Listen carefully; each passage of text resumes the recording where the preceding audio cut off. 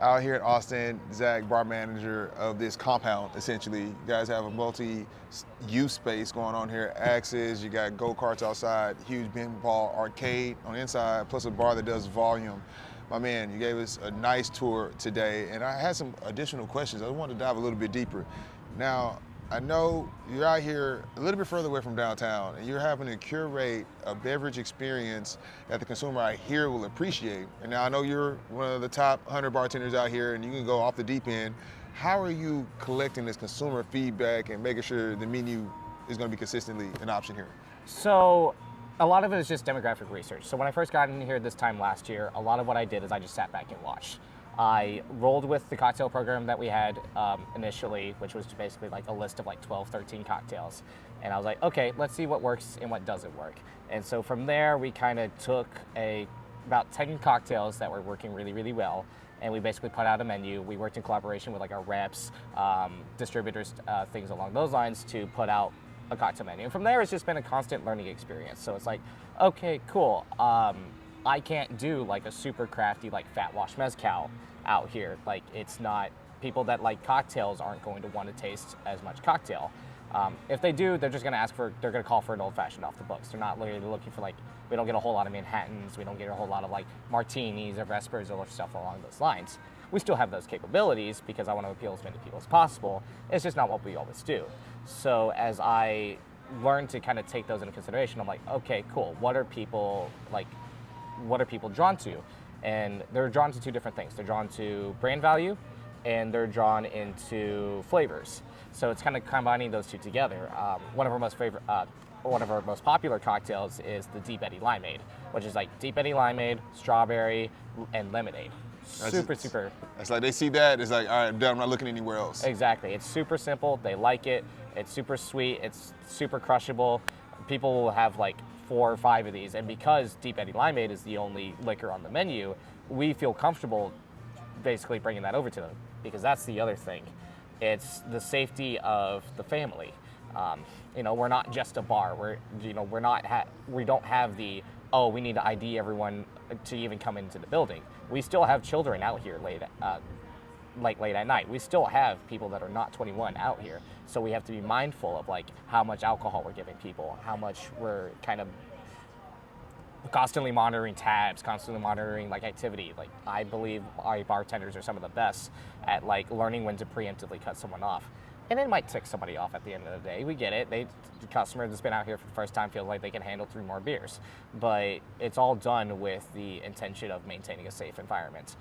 So that's kind of the other aspect of the beverage program. It's A, how do we appeal as many people as possible? And B, not only how do we keep them here as long as humanly possible, but how can we keep them here as long as possible while still being safe about it? So I was talking to Cash about it, and it was like, none of our cocktails are more than like 2.5 ounces of alcohol. If a spirit has like 2 ounces of like 80 proof in it, that's it. That's all we do. Because anything more than that, and you're like, okay, cool. Not only am I having to increase the price because alcohol is going to be your most expensive thing on that menu, but I'm also having to worry about over serving. I have certain sales goals I have to meet at the end of the day, and if I'm over serving people, that's not any more alcohol I can serve them. We do that with our craft beer program too. Anything that's above 7.5% ABV, we don't serve in pints. We serve in 12 ounces. And anything above 10% ABV, we serve in 8 ounce like snifters. It's all about, A, getting as much bang for your buck as possible, because no one wants to drink a 16 ounce barrel aged stout anyway. It's stupid. So it's like, okay, cool. Get them in an 8 ounce snifter. That way they have like a cool drinking experience. They can wander around the arcade where they've got like cool little drink holders, and they can set it down, because that's the other thing. We don't use the whole glassware. That's the other big thing. You don't do a whole lot of like coupes or wine glasses or martini glasses. We still have those for those that want it. But when I designed those programs, A, I want them to be able to fit in the plastic cup, so that way people can walk around any of our acre or land of property. So whether it's out here at X Throwing or it's out at the events and stuff along those lines, it's a safety issue. So making sure we have draft lines so people can walk around in like cups or like cans instead of bottles. That way people aren't breaking bottles and doing all sorts of the kids are running around here in flip-flops and stuff like that. Exactly.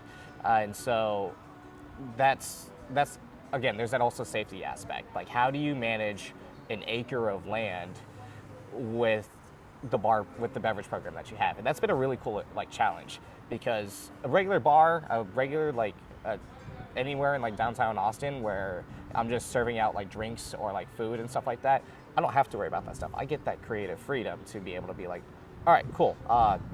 We're gonna serve such and such up in a 4-ounce Vesper glass. But here it's like, oh yeah, that 4-ounce Vesper glass is going, or like that 4-ounce Nick and Nora glass is going to like land them maybe 5 feet out the bar before they drink it, and they're turning back around asking for a new one. So, you know, it's like shot program. It's like, yeah, we do a lot of specialty shots, but we make them drink it at the bar. So that way they're not taking it out back and potentially feeding it to an underage. And what I like about what you said, where now you are keeping the prices low, 'cause especially in 2024, people are more concerned about the price than they are sometimes about the size of the drink. Exactly. And so by making sure the price is effective, then a lot of times, you know, they can get by on the drink not being that strong or so forth, but if they're paying $15, it's like, yo, I need some more alcohol in here. And then it also, like you said, gives you more checkpoints with the customer, because as what I'm hearing from you is like people aren't as concerned about this being some crazy creative cocktail as so far as it's the volume out here. Right. You know, people are trying to rip it. Like I said the first time you came out here, like we're a supporting act for the arcade. We are a supporting act for like whatever event we got going on. And while the egotist in me, most bar managers are egotists, spoiler alert. You guys came here for me. Yeah. And this. As much as the egotist in me may not always accept that sometimes, it also brings this unique challenge of like, okay, cool. How can I support whatever we got going on? So we use a lot of like pop-up menus. So I'll work in conglomeration with like our brand reps or distributors, or like I love doing industry nights out here. We did an industry night with Johnny Walker a few months ago for April Fool's Day, and that brought so many people out here. We had such a great time.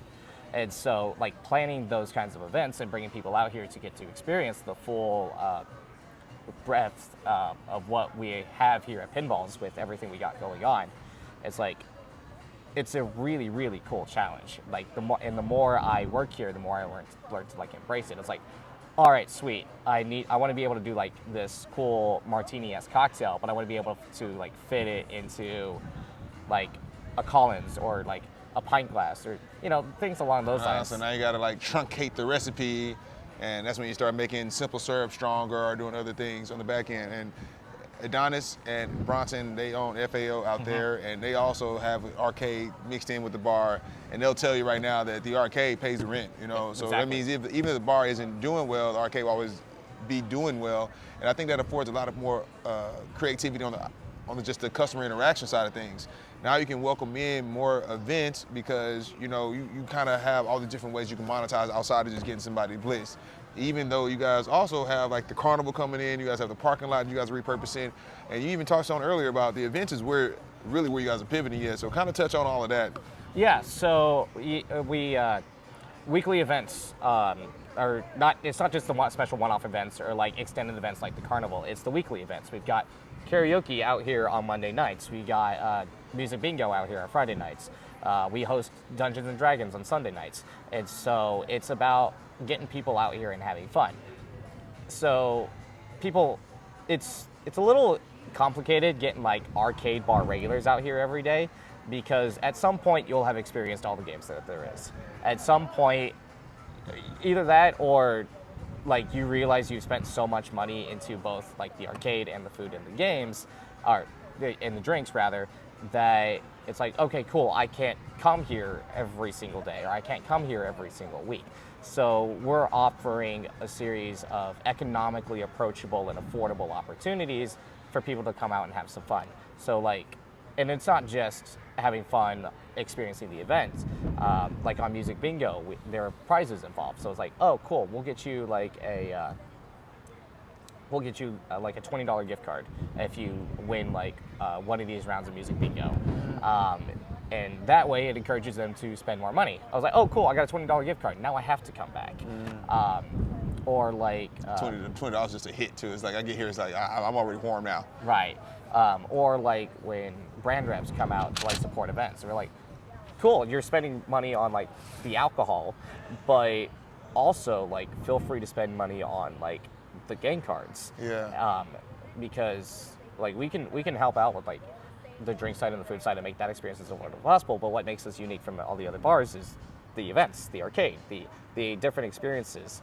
And so it's like, again, I go back to these industry events that we put on every once in a while. I love putting them on. I love coordinating with different reps to like get them to do something that isn't just a happy hour at some cocktail bar. Yeah, even on the rep side too, or like on the distributor side, they're like, oh, this is, I get told all the time, it's like, this is so different compared to like another bar or, you know, just going out and having dinner. And I can't always speak for all of them, especially not having as much experience on the distributor and like on the brand represent side. But having been to a lot of those events myself, because they pop up in Austin all the time. Yeah. Having been to some of those events myself, it's like, oh, cool. It's, I call it 50 shades of the same thing. Yeah. It's like, oh, here's another happy hour at X bar. Here's another dinner at Y bar. And it's a great networking opportunity. But imagine how much more meaningful connections you can make when you meet that rep or like meet that supplier or meet that, even like that bar manager, or bar owner, or bartender. Imagine if you meet them like dueling in a game of Guitar Hero, or like fighting each other in a game of like Street Fighter, or just playing hoops, or even just out here like cornhole or axe throwing or bumper cars. You mentioned go-karts earlier. Go-karts are up north. Bumper cars are down here. Those are bumper carts, all right. It's all good. It's just, we got all sorts of different things going on, and I think it creates like a more meaningful connection. And the other big thing is social media. I think it creates a lot more, like, I call it Instagrammable moments, and kind of to circle that back into like bar operations, I do a lot of my cocktails to be more Instagrammable. So I've started like putting pictures on cocktail menus, where I never thought about doing that before, because when I worked at a lot of the bars previously, it was like, oh, cool, the flavors are what draws the customer in. It's like, it's X or Y or Z thing that brings the customer in, but people eat and drink with their eyes first. Especially here, there's a lot of decisions to make as you walk into the building. What game I'm gonna go to, my kids, all this and that. It's like now they look at the menu, that's a decision they can make quicker, and they're willing to take advantage of that. Well, it's, people want as much information about the product as possible before they buy. With the way the economy is right now, they can't afford to take as many risks, especially in this part of town where we're not in downtown Austin. We're trying to get away from the absurd high cost of living. We're trying to get away from like all of the traffic and all the nonsense. So it's like, cool, I'm interested in what I know. So if they get the information like, oh, this is what that cocktail is gonna look like. I really like the look of that. Like, you saw the Nuka-Cola earlier. Yeah. You know, it's this really cool, like Fallout-esque cocktail. So they recognize the name from Fallout. They see the cocktails that's cool, like mismatched, like blue, yellow, and black, all like mixed together in this Long Island iced tea style. And they see the affordable pricing, and they see the name brands of like Florida Cognac and like cognac and like cherry vodka, and it's like, oh, perfect. This is the cocktail for me. It's a nuke bomb. Exactly. It's a dangerous drink. But at the same time, there's no more than 2 ounces in the cocktail. Yeah. Everything's like a 1/4 ounce to 1/2 ounce each, and then the rest of it is filled up with Coke. But I think you bring up a good point that, like, especially brands, which is why I ended up starting Speed Railz, in the sense that I didn't want to go to just another industry night, and I knew that was a way that people can start bonding, and I know competition is always a way that brings people together, because you get to learn a lot about a person, how they compete. Like, do you care? Do you not care? Or do you favor towards certain games? And even as a brand, being able to be in control of that experiential opportunity is also something that can tie a lot of brand loyalty back to people. So if you're a spirit company, trying to take advantage of that type of stuff and doing unique things, I think is just a good business move. So yeah, I'll give you a little secret. As much as I enjoy these competitions, like World Class, like Speed Railz, because I got to compete in it a couple months ago, it's so much fun. Do it if you haven't already. It's not just with the purpose of winning. Like, am I a competitive person? Sure. But for me, it's much more about making those connections and and I said this in my onboarding interview a couple months ago. It's about making those connections, and it's about like bringing a community together. And that's what I love about here about Pinballz too, is that like, it's not just bringing the community together from where we're at here in Buda, Texas, but eventually I kind of want this to be like an industry safe haven too. Being open until 1 a.m. to allow those that are getting out early from their industry jobs. Kitchen's open till 1 a.m. as well? Kitchen is open till 12:30. Okay. So we close the same time we do last call. Okay. We do last call at 12:30, and we do kitchen close at 12:30. with fried menu only an hour before that. So we do fried at 11:30 and the kitchen closes at 12:30. But like people coming in at like midnight after a long night of like bartending or something along those lines to go grab like a thing of fries or pizza rolls or something along those lines and grab a couple of beers. And with our super approachable pricing and getting a little bit of something for everyone, it's like, oh, sweet. Like whatever you're into, I guarantee you we got something for you. And I train my bartenders to be the same way.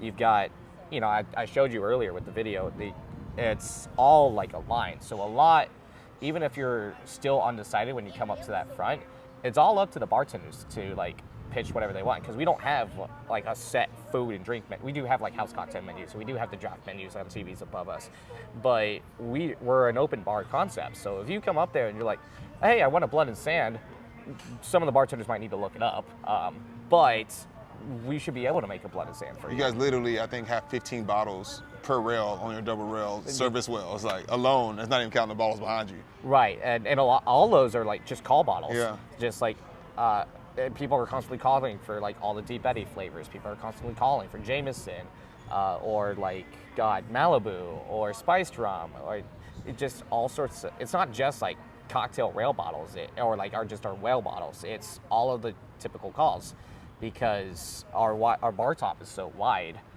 Being able to like try to accommodate as many people as possible. If you're having to run to the back bar in the middle, because our whiskey's in the middle of the back bar, go figure, to run back there and grab like a bottle of Jameson every single time, that's seconds off the clock. And like I said, 5, 60, 15.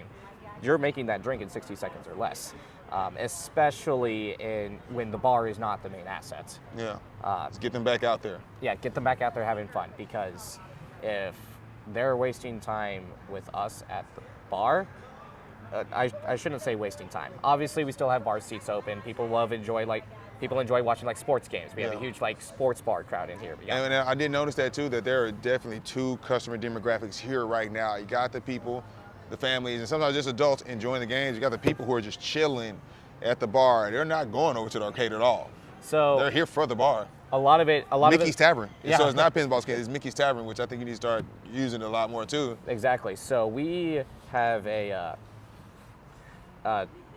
so we've been one of the longest tenured bars in our area of town, out here like South Austin / Buda. They've really started to innovate recently, so you've got more bars popping up around town. But Pinballz, the way we've always been, is like, oh hey, we've got like 350 draft beers on all day Monday and 3 to 7 p.m. Tuesday through Friday. So people come in here during happy hour just to have a beer, like a post-work, because they're coming like from Truck City, they're coming from like the motor shop next door. People are coming in from like right where they're working. We'll get like Outback. Sometimes they'll come out here for like their outings, or even like bars across the street down at Main Street. Some of them like coming out here to do like staff trainings and outings and stuff like that. So it's really cool to get to see. But they'll come by here after work and just sip on a whiskey Coke or an IPA. I mean, but you guys, and I said this earlier, you guys got fat ass parking lot, you guys got a kitchen, and the prices are cheap. If you got that, you will always make money, especially when you're on the outskirts and you can, you know what I'm saying, control real estate pricing a little bit. And I think this model right here is super scalable. I think that's one of the things that probably gets you super excited, like knowing that you guys can replicate this. You know what I mean? There's nothing in here that is like they're coming for this one person. Like they're coming for these different things that we help put into place, and we can put these things in places in other places. No, exactly. And when other bars start to like kind of, because we've noticed other bars in the area have started to put on like karaoke nights, and other bars have, like our north location has started doing mixtape music bingo, because they have worked so well here. And I will preface with this though, it's not just the events that are working. It's also the beverage program, but it's also just as much as the staff. Yeah. I've got bartenders in there that have been here longer than I have, just in the service industry. Some of them have been here longer than I've been alive. But it's their dedication to, we call it the 5-star customer service. It's their dedication to making sure the customers are always well fed, well drank, having fun, letting their personalities shine. Even though we have the resources to be like to be right up there with like Dave and Buster's or like Chuck E. Cheese's and stuff like that. What really separates us from them is the personality of the workers. We like this week, we've got we're allowing our employees to like dress up in like different costumes and stuff like that, within some regulations. But I love it when employees get the opportunity to like let their talent and let their personality shine, because that's what's going to separate us from every other bar trying to accomplish the same thing. Someone could put out an arcade bar and do the exact same thing that we're doing, but if they don't have the staff to hold it up, at the end of the day, it doesn't matter. You're not going to bring in the customers. A lot of these customers are here for, especially the regulars, they're here for the bartenders that are here. And honestly, that's amazing that you guys could not be having anything going on and still have people in there right now. That's a blessing. Yeah, it's a Tuesday night, and we're like a quarter full in the dining room, and there are well-known bars, especially like in this. We're starting to get towards the holiday season, so it's gonna pick back up for everyone. But there are like well-known bars in Austin that I hear have been like dead, and just like nothing going on, and that's insane. And you know the thing is too, and eventually the seasons won't get busy again.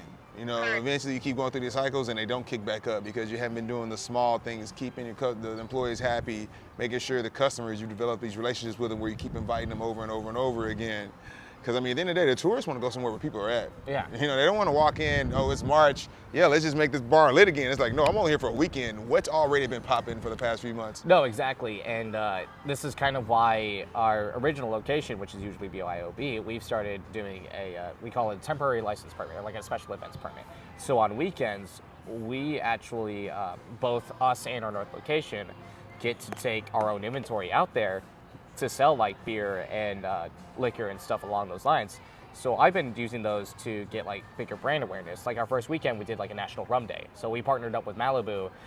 They have these like really cool RTDs, but that are really super simple for like what they're trying to accomplish at OG, which is usually like BYOB, not a super like involved bar space.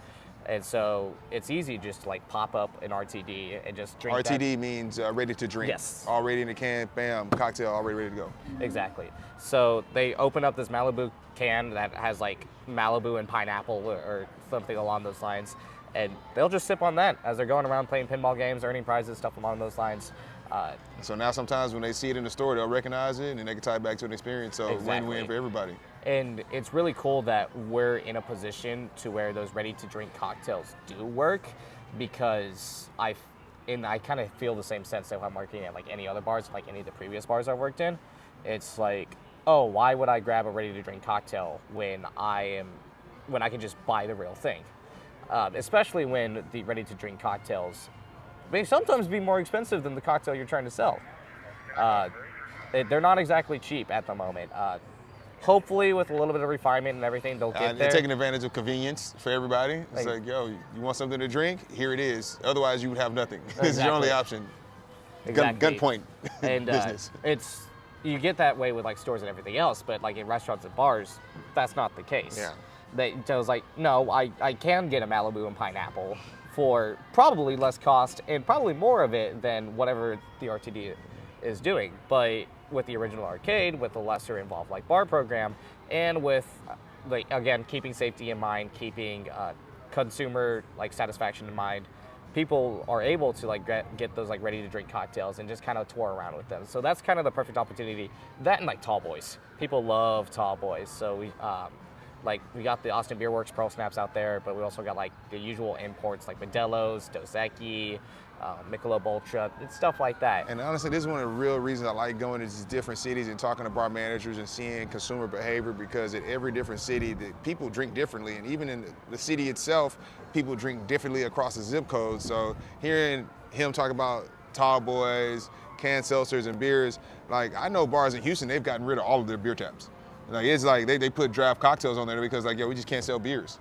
It's taking up real estate. So funny you mentioned that. It's not something that I've gotten quite yet, but I've looked into it, and if I can talk about it real quick, the concept of like kegged cocktails are actually really cool. I'm seeing them like pop up all around Austin, and it's a lot of them what's really cool about them is that some of them have like their own like carbonation capability, and so you could pour just like a gin and tonic in there, and it'll sell like hotcakes.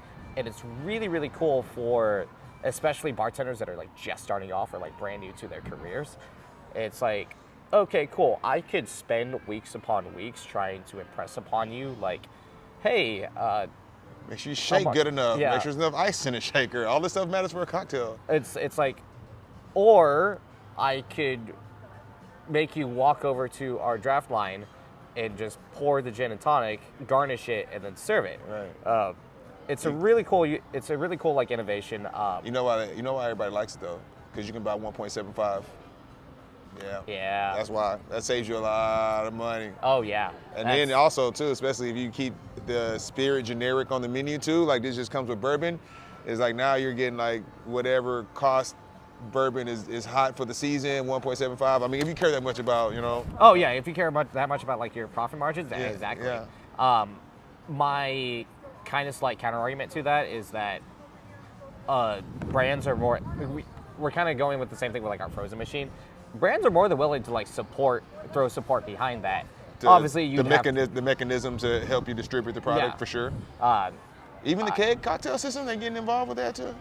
Teeling is doing a huge push with that recently. I got a chance to talk to them when they, the state ambassador was here for a. And essentially, we can talk about it. I mean, honestly, they pay a third party who creates it, who then gives it to you, essentially. What they'll do is that to kind of keep everything above table, they'll do a spend on the product that's already in there to kind of offset the cost of the keg. So let's say a keg is like $200, right? You throw your whiskey in there, you throw like, let's keep it simple, like a whiskey highball. So let's say you're doing like a whiskey highball, you're throwing it all in there, your whiskey, your lemon, your simple, your soda, you put it all in there and you're pouring it out of draft. The rep will come in on the front end and they're like, okay, cool, let's hand out some samples. Let's pour a few of those out there, and that's how that relationship kind of works. It's not all. They have to be real careful about like what they support. Yeah, because I mean they do have limits per bar how much they can support when it comes to those type of things too. Well, there's also an aspect of like pay to play Yeah. or like pay to win that they have very kind of strict rules to get around. They have like certain accounts have like certain routes that they have to make sure they don't coincide with like another sales rep that has like a different route going on. Because it's all funneling from one parent account, so that's why they Exactly. need to be careful of what's going on. Interesting. So it's really kind of like geeky and nerdy to kind of like see all of that coming in action. That's the business though. Exactly. That's the business. Figuring out how you can work with your partners in the hospitality landscape, whether they be event curators or the suppliers. You know what I'm saying? Because at the end of the day, you guys are selling their product for them. And that's why like brand reps love like throwing support like behind industry nights, not just for like the distributors or the bar managers, bar owners, but also just as much for the bartenders that are out there. Because in some instances, the bartenders are more popular than the bar, or the bartenders are more popular than the bar manager, or whatever we got going on. I mean, if everything's going right, it should be the case. Like, Yeah. I mean, you're out there talking to hundreds of people a day. Like, if you aren't getting more popular over 6 months than the bar manager who's now stuck doing inventory, then are you really trying to bartend? No, exactly. And that's really, really cool because and I tell my reps this all the time. It's like, if you really want me to like buy something and be able to like move it, get my bartenders involved. Like, That's the job. Like, you do that for me. I hate to use the word like bribe, but for lack of better terms, bribe them with like swag. So I tell them bar keys, shirts, glasses, hats, like whatever you've got, like hand them to my bartender. Like, sure, I'll take a shirt or whatever, but if nothing else, like hand them to my bartenders. I'll tell you this right now, if you're a rep, ambassador watching this, you gotta do a little bit more than that nowadays. In 2024, you know, there's a lot of, stuff out there. You need to go in there and build relationships with people. Like as I was talking about, the friends out there in Houston where they switched to another brand is like, I'm with there because I've had a chance to sit down, get to know them and stuff like that. And of course, the merch does help out though. Oh yeah, no, like developing relationships with your brands is important too. And the brands develop relationships with bartenders, like sitting down, figuring out the bartender's name at the bar you're trying to produce the product. We've followed quite a few reps from brand to brand because I just liked them so much. And so they'll come up and be like, hey, I work for X brand now. And I'm like, all right, cool. All right. Yeah. So what is it?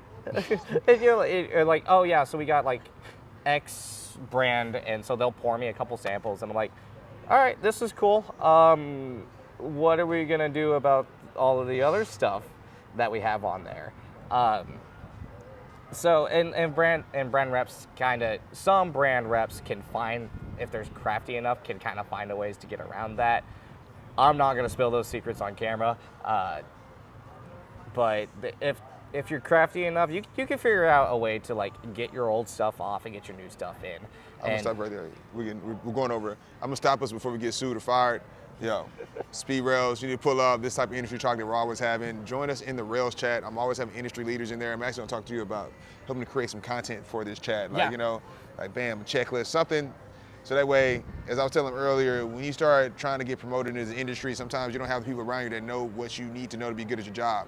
If you get promoted as a bar manager, a lot of times at a spot, it's because the other bar manager got fired or quit, and the owner doesn't know what he's doing. So I think having resources like Zach here, having things like the Railz chat, and then the Speed Railz event, so that way you get to meet some of the people that you see on camera, is gonna be super beneficial. But thank you so much, my man. Appreciate it. Absolutely. Go check out the tour of this place.